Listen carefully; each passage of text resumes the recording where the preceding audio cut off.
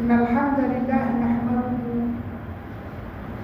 ونستعينه ونعوذ بالله من شرور أنفسنا وسيئات أعمالنا. من يهده الله فلا مضل له ومن يضلل فلا هادي. وأشهد أن لا إله إلا الله ولي الصالحين، وأشهد أن سيدنا محمدا عبده ورسوله صلى الله عليه وعلى آله وصحبه ومن دعا بدعوته إلى يوم الدين. أما بعد، فيا أيها المسلمون أوصيكم وإياي بتقوى الله. Utukufu wa Islamu, baada ya kumshukuru Mwenyezi Mungu Subhanahu wa Ta'ala na kumtakia rehema na amani kiongozi wetu Mtume Muhammad sallallahu alaihi wasallam, na kuhusieni ninyi na naihusia nafsi yangu juu ya swala zima la kumcha Mwenyezi Mungu. Tumche Mwenyezi Mungu kwa kutenda matendo mema na kuepuka matendo maovu, na tumche Mwenyezi Mungu kwa kujihesabu. Leo tuko katika mwezi wa Muharram. Mwezi wa Muharram ndio mwezi wa kwanza katika mwaka wa Hijiria, na wengi tunasema mwaka wa Kiislamu. Tunauita mwaka wa Kiislamu kwa sababu ibada zetu zote sisi Waislamu zinategemea mwezi mwandamo.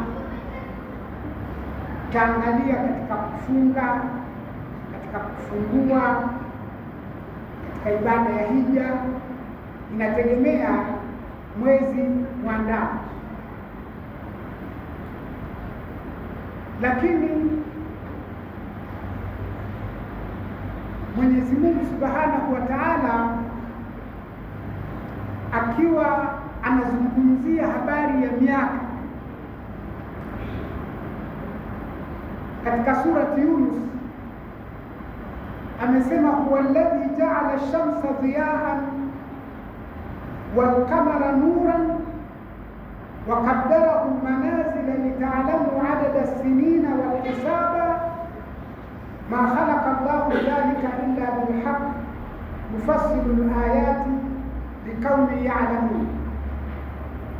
Tafsiri yake ni yeye Mwenyezi Mungu alladhi ja'ala ash-shamsa dhiyaa, aliyejalia jua ndio linalotoa mwanga wenye joto, wal qamara nuran, na mwezi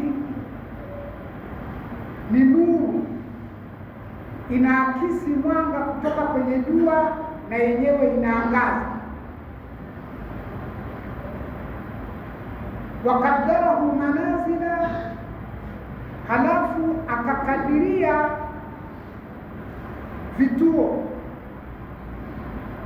litaalamu adada sinina, ili muweze kujua idadi ya miaka, walhisabu, na mahesabu mengine. Ma khalaqa Allahu dhalika illa bilhaq, hakuumba Mwenyezi Mungu hayo yote isipokuwa kwa haki. Yufassilu al-ayati, anapambanua alama zake, liqaumi ya'lamun, kwa watu wanaojua.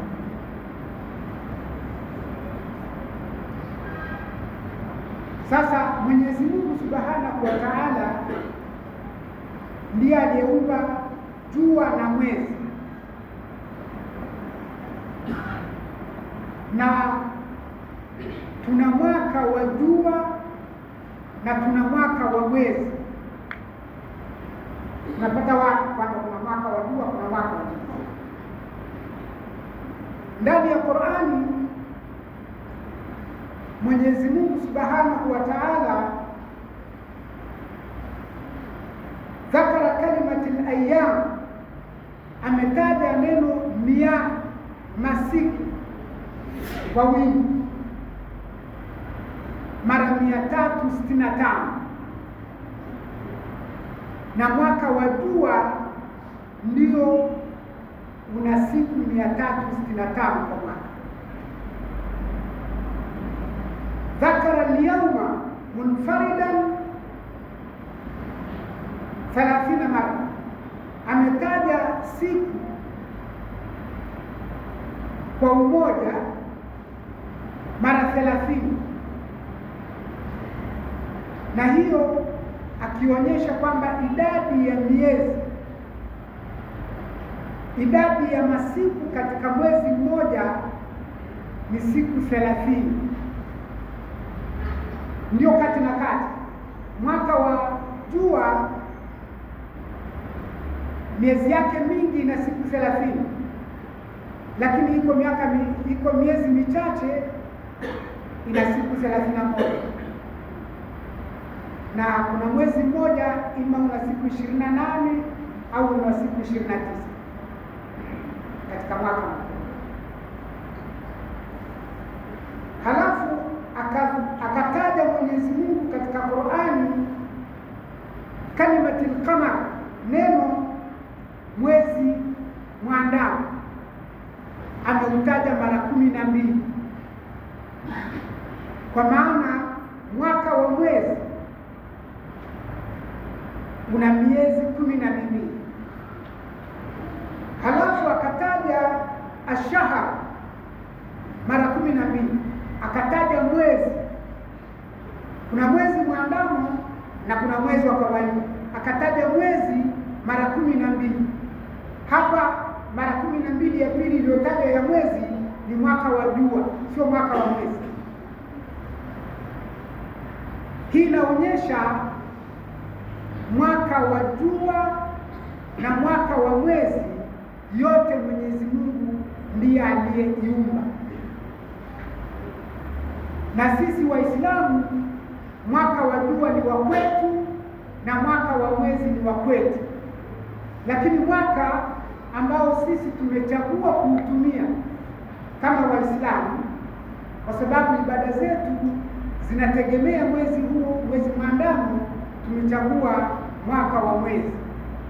Sasa leo ni Muharram mosi, ni mwezi mosi ya mwezi wa Muharram, na ndio mwezi wa kwanza wa Kiislamu. Watukufu wa Islamu, katika mafundisho ya Mtume sallallahu alaihi wasallam, Mtume hakuna mahala alipofundisha kusherehekea mwaka unapokwisha wala kusherehekea mwaka unapoanza. Lakini kama kuna mafundisho ya Mtume ni ya kujihesabu. Mwaka unapokwisha unahesabu mwaka uliokwisha, ni mambo mangapi niliyofanya yanamridhisha Mwenyezi Mungu na mangapi niliyofanya ya kumuudhi Mwenyezi Mungu, ili yale niliyofanya ya kumuudhi Mwenyezi Mungu nifanye toba na nianze mwaka mpya kwa ari mpya ya kutaka kufanya mema katika mwaka huo, mema yawe mengi kuliko makosa, kwa sababu binadamu ameumbiwa makosa. Na ndio maana Mwenyezi Mungu akaweka mlango wa toba, wataibu mina dhambi kama la dhamba, na mtu aliyetubia katika dhambi akishasamehewa ni sawasawa na yule asiyekuwa na dhambi. Wallahu yaqulu wa huwa asdaqul qailin fa idha qara'ta al-Qur'ana fasta'idh billahi minash shaitanir rajim. A'udhu billahi minash shaitanir rajim. Bismillahir rahmanir rahim. Wal 'asr innal insana lafi khusr illa alladhina amanu wa 'amilus salihati wa tawasaw bil haqqi wa tawasaw bis sabr. بارك الله لي ولكم في القرآن ونفعنا بالآيات الآيات وذكر الحكيم. أقول قولي هذا وأستغفر الله العظيم لي ولكم ولسائر المؤمنين والمؤمنات فاستغفروه إنه هو الغفور الرحيم وهو البر الرحيم.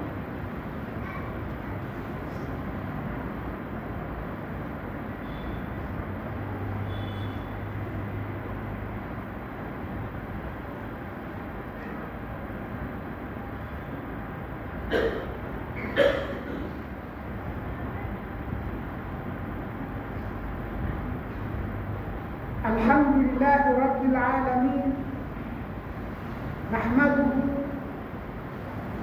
ونستعينه ونعوذ بالله من شرور أنفسنا وسيئات أعمالنا. من يهده الله فلا مضل له ومن يضلل فلا هادي. وأشهد أن لا إله إلا الله ولي الصالحين، وأشهد أن سيدنا محمدا عبده ورسوله صلى الله عليه وعلى آله وصحبه ومن دعا بدعوته إلى يوم الدين. أما بعد، فيا أيها المسلمون أوصيكم وإياي بتقوى الله. Mtukufu wa Islamu, katika hutuba hii ya pili na kuhusieni tena ninyi na naihusia nafsi yangu, tumche Mwenyezi Mungu. Tumche Mwenyezi Mungu kwa kujihesabu, kwa kuzingatia kwamba tumeanza mwaka mpya wa 1447 tangu mtume kuhama kutoka Maka kwenda Madina.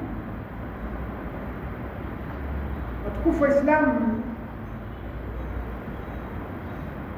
mwaka wa mwezi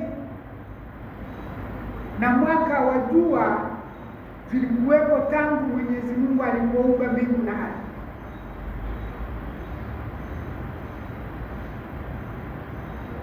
Lakini utaona kuhesabu mwaka wa jua, mahesabu yake yameanza baada ya kuzaliwa Nabii Isa alayhi salam. Lakini mwaka wa mwezi, mahesabu yake ya kalenda yameanza tangu Mtume sallallahu alaihi wasallama alipohama kutoka Maka kwenda Madina. Sio mwanzo wa mwezi, sio mwanzo wa mwaka, lakini ni mwanzo wa kuanza kuhesabu. Waislamu, wakati mtume anapewa utume, mtume anazaliwa mwaka wa mwezi ulikuwepo. Mtume anapewa utume mwaka wa mwezi ulikuwepo na mwaka wa jua ulikuwepo. Na katika kipindi chote mtume yupo, mtume hakuweka kalenda ya Kiislamu.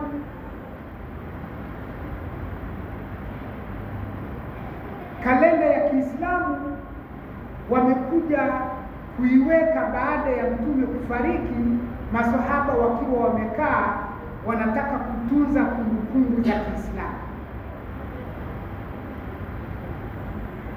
Wakawa wanajadiliana, je, tuweke mwaka wa Kiislamu uanze tangu alipozaliwa mtume kama ule mwaka wa jua unaohesabiwa kama tangu kuzaliwa kwa Nabii Isa, au tuweke tangu mtume alipopewa utume, au tuweke tangu mtume alipohama kutoka Maka kwenda Madina? Zilikuwa rai tatu. Lakini baada ya kufikiria na kuchambua kwamba mtume sallallahu alaihi wasallama amepata dola baada ya kuhama kwenda Madina, akiwa Maka hakuwa na dola ya Kiislamu. Kwa hiyo wakakubaliana waanze kuhesabu kalenda ya Kiislamu tangu mtume alipohama kutoka Maka kwenda Madina. Na ndio maana unaona leo ni mwaka wa 1447 tangu mtume kuhama kutoka Maka kwenda Madina na kuanzisha dola ya Kiislamu. Watukufu wa Islamu, sisi jukumu letu kubwa ni kujikurubisha kwa Mwenyezi Mungu ili tupande cheo. Mtu anapoingia katika Uislamu, ima kwa kuzaliwa katika Uislamu au kwa kusilimu, kwa kutoa shahada, anakuwa yeye ni Muislamu daraja la 3, Muislamu wa kawaida. Lakini akifanya jitihada za ibada na kumtaja Mwenyezi Mungu kwa wingi na kufanya adhikari nyingi, imani yake inapanda. Imani ikipanda, ndio mtu anatoka katika Uislamu anakuwa muumini. Lakini akifanya jitihada zaidi baada ya kuwa muumini, huwa anapanda, anakuwa muhsin. Muhsin ni daraja kubwa ya Waislamu. Na Mtume sallallahu alaihi wasallama alipoulizwa mal ihsan, nini ihsan, alisema an ta'budu Allah ka'annaka tarahu fa in lam takun tarahu fa innahu yara. Ihsani, daraja ya ihsani ni kumwabudu Mwenyezi Mungu kwa unyenyekevu kama unamuona, na ikiwa humuoni Mwenyezi Mungu, uwe na yakini kwamba Mwenyezi Mungu anakuona. Ukiwa na yakini Mwenyezi Mungu anakuona, unyenyekevu wako utakuwa mkubwa na utafanya ibada kwa kiwango anachokitaka Mwenyezi Mungu. Na sisi tukifanya ibada, zimewekwa taratibu za ibada. Zile taratibu za ibada tunazifuata zile taratibu ili ibada iwe imetimia kwa kufuata zile taratibu. Lakini kukubaliwa ibada ile, huwa anaachiwa Mwenyezi Mungu, ndio ana hiari ya kukubali au kukubali. Na ibada za Kiislamu siku zote nasema kuna ibada aina mbili. Kuna ibada sha'airia, kuna ibada ni nembo za dini, ni alama za dini. Ibada ambazo ni alama za dini ni shahada mbili. Shahadatu la ilaha illa Allah, na kushuhudia kwamba anna Muhammadan abduhu wa rasuluhu, kwamba Muhammad ni mja wa Mwenyezi Mungu na ni mtume wake. Hiyo ni ibada kubwa namba 1. Mtume sallallahu alaihi wasallam anasema amali tunafanya nyingi, lakini ibada yenye thawabu kubwa kuliko zote ni la ilaha illa, kumpokesha Mwenyezi Mungu, ukasema hapana apasaye kuabudiwa kwa haki isipokuwa Mwenyezi Mungu mmoja ambaye jina lake ni Allah. Hii ndio ibada yenye ya kiwango cha juu kabisa. Na ibada ya chini kabisa ni mtu akakuta mwiba huko barabarani, mtu mwingine akipita anaweza kuchoma akautoa ule mwiba akautupa pembeni. Hiyo ndio yenye kiwango cha thawabu chache. Sasa ibada ambazo ni nembo za dini nyingine ni kusimamisha swala 5, nyingine ni kutoa zaka, nyingine ni kufunga mwezi wa Ramadhani, nyingine ni kuhiji Maka kwa mwenye uwezo. Hizi ni ibada ambazo ni nembo za dini. Lakini kuna ibada taamulia, kuna ibada za matangamano, ibada za mahusiano ya mtu na nafsi yake, mtu na watu wengine, mtu na Mola wake. Ibada hii ya mahusiano ambayo ni tabia ya mtu katika maisha yake ndiyo ibada kubwa, na inaitwa ibada taamuli, kwa sababu muda unaofanya ibada zile ambazo ni nembo za dini ni muda unahesabika, ni dakika chache, pengine haiwezi kutimia saa. Lakini muda ambao unaishi wewe na nafsi yako, unaishi wewe na wenzako, unaishi wewe ukiwa unahusiana na watu wengine, ukitengeneza mahusiano, huo ndio wakati mkubwa. Ukiwa kazini, ukiwa kwenye biashara yako, ukiwa nyumbani, hiyo ni ibada ya mahusiano. Zote hizi haziwezi kuwa ibada mpaka mtu aweke nia. Innamal a'malu binniyat, amali zote zitalipwa kutokana na nia aliyoiweka mtu. Inna Allaha wa malaikatahu yusalluna 'alan nabi ya ayyuhalladhina amanu sallu 'alayhi wa sallimu taslima. Allahumma salli 'ala Muhammad wa 'ala ali Muhammad kama sallaita 'ala Ibrahim wa 'ala ali Ibrahim fil 'alamin innaka Hamidum Majid.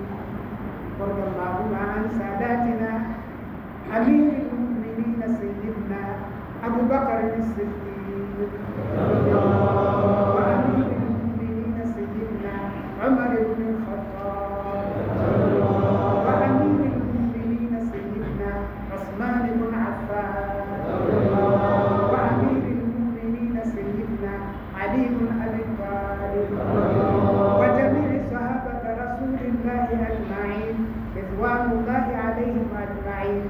اللهم تقبل منا انك انت السميع العليم وتب علينا انك انت التواب الرحيم. اللهم اغفر لنا ذنوبنا وكفر عنا سيئاتنا وتوفنا مع الابرار. اللهم اعز الاسلام والمسلمين واذل الشرك والمشركين ونكس اعداءك واعداء الدين يا رب العالمين. اللهم اغفر لنا ولاخواننا الذين سبقونا بالايمان ولا تجعل في قلوبنا غلا للذين امنوا ربنا انك رؤوف رحيم. اللهم اغفر للمؤمنين والمؤمنات المسلمين والمسلمات الاحياء والاموات برحمتك يا ارحم الراحمين، برحمتك يا ارحم الراحمين، برحمتك يا ارحم الراحمين. صل اللهم على محمد نبي الامي وعلى اله وصحبه وسلم. عباد الله قوموا الى صلاتكم يا